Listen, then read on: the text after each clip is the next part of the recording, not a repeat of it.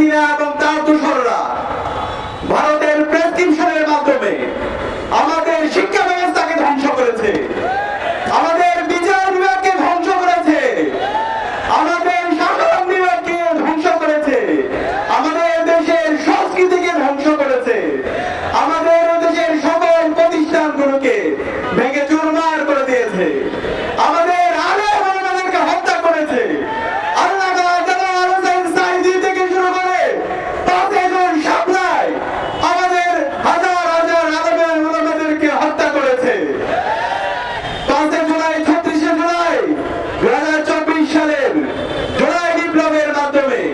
আমাদের শহীদদের আত্মত্যাগের মাধ্যমে আজকে আমরা নতুন বাংলাদেশ পেয়েছি।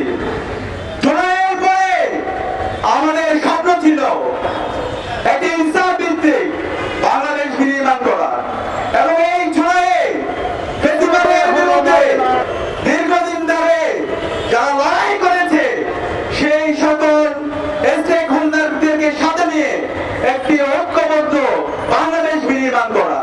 কিন্তু আমরা দেখতে পেয়েছি জুলাই কিছু ঠিকাদাররা সেই ঐক্যকে বিনষ্ট করেছে। জুলাই যখন কারফিউ জারি করা হয়েছিল, ইন্টারনেট ব্ল্যাকআউট করা হয়েছিল, সেই সময়ে ঢাকার যাত্রাবাড়ি, মিরপুর, রামপুরা, বাড্ডা সারা দেশে বিপ্লবী জনতা তার রাস্তায় নেমেছিল। তারা স্লোগান দিয়েছিল নারে তাকবীর, নারে তাকবীর, দিল্লি না ঢাকা, ঢাকা ঢাকা। তারা দিল্লির দাদাগিরির বিরুদ্ধে এবং আল্লাহর সার্বভৌমত্বের পক্ষে তারা স্লোগান দিয়েছিল, আজাদের পক্ষে স্লোগান দিয়েছিল। আমরা দেখতে পেয়েছি আমাদের যাত্রাবাড়িতে আমাদের কওমি এবং আলিয়া মাদ্রাসার শত শত শিক্ষার্থী তারা শহীদ হয়েছে। সাভারে আমাদের শত শত শ্রমিকরা তারা জীবন দিয়েছে। এবং আমরা জুলাই যেদিন ঢাকা বিশ্ববিদ্যালয় যখন বন্ধ ঘোষণা করা হয়, আমাদের প্রাইভেট বিশ্ববিদ্যালয়ের ভাই বোনরা আবু সাঈদের মতো তাদের দুই হাতকে প্রসারিত করে তারা রাস্তায় নেমে তাদের জীবন দিয়েছিল। এবং শহরের মধ্যবিত্ত শ্রেণী এবং এলিটরা তারা রাস্তায় নেমে এই ফ্যাসিবাদের বিরুদ্ধে তারা তাদের জীবনকে উৎসর্গ করেছিল। কিন্তু এই 5 আগস্ট পরবর্তী আমরা দেখতে পেয়েছি এই জুলাইয়ের ঠিকাদাররা আমাদের আলেম ওলামাদেরকে তারা বঞ্চিত করেছে। আমাদের যারা প্রাইভেট বিশ্ববিদ্যালয়ের ভাই বোনরা ছিল তাদেরকে বিভিন্নভাবে বঞ্চিত করেছে, এবং শহরের মধ্যবিত্ত শ্রেণী এবং তাদের যে মতামত দেওয়া দরকার ছিল তাদেরকে বঞ্চিত করেছে। এবং এর মাধ্যমে একটি অনৈক্য তৈরি হয়েছে। এবং যে অন্তর্বর্তীকালীন সরকার গঠিত হয়েছে, আজকে 9 মাস পরও শহীদ পরিবারদেরকে সাথে নিয়ে শাহবাগে আমাদেরকে বিচারের দাবিতে নামতে হচ্ছে।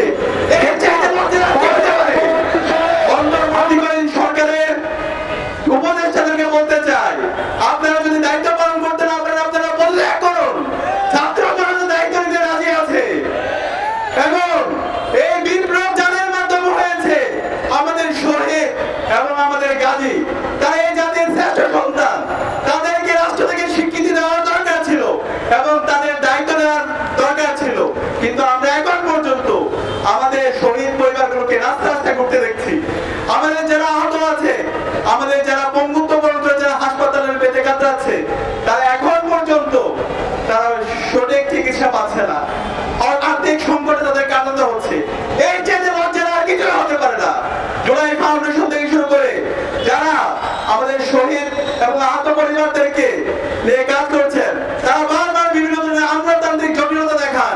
আরে ভাই, কিসের আমলাতান্ত্রিক জটিলতা? রাষ্ট্রের কি টাকার অভাব হয়েছে? আমরা প্রয়োজনে না খেয়ে থাকবো? আমাদের শহীদ পরিবার, আমাদের যারা গাজীরা আছে তারা করছে থাকবে, সেটা আমরা মেনে নিব না। আমরা অন্তর্বর্তীকালীন সরকারকে অনুরোধ করবো, অনেক হয়েছে। আমাদের যে মেজর দাবি ছিল খুনি হাসিনা এবং তার দোসররা গত 16 বছরে বাংলাদেশে যে গণহত্যা চালিয়ে এসেছে এবং জুলাইয়ে যে গণহত্যা এবং শিশু হত্যা করেছে, এই প্রত্যেকটা হত্যাকাণ্ডের বিচার করতে হবে। এবং আমাদের যে প্রতিষ্ঠানগুলো ভেঙে চুরমার হয়ে গেছে সেই প্রতিষ্ঠানকে নতুন ভাবে রিফর্ম করতে হবে।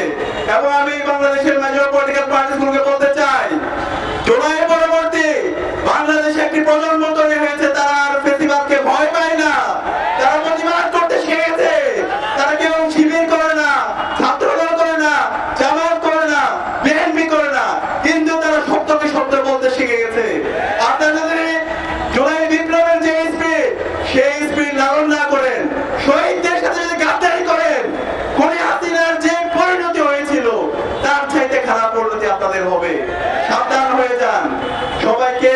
আজকের জুলাই ঐক্য কর্মসূচিতে অংশগ্রহণ করার জন্য আন্তরিক ধন্যবাদ জানাচ্ছি এবং এই ঐক্য যেন আমরা বৈষম্যহীন ইনসাফ ভিত্তিক বাংলাদেশ বিনির্মাণ করার আগ পর্যন্ত আমরা যেন জারি রাখতে পারি সেই উদাত্ত আহ্বান জানিয়ে আমি আমার কথা এখানে শেষ করছি। ইনকিলাব জিন্দাবাদ। আসসালামু আলাইকুম।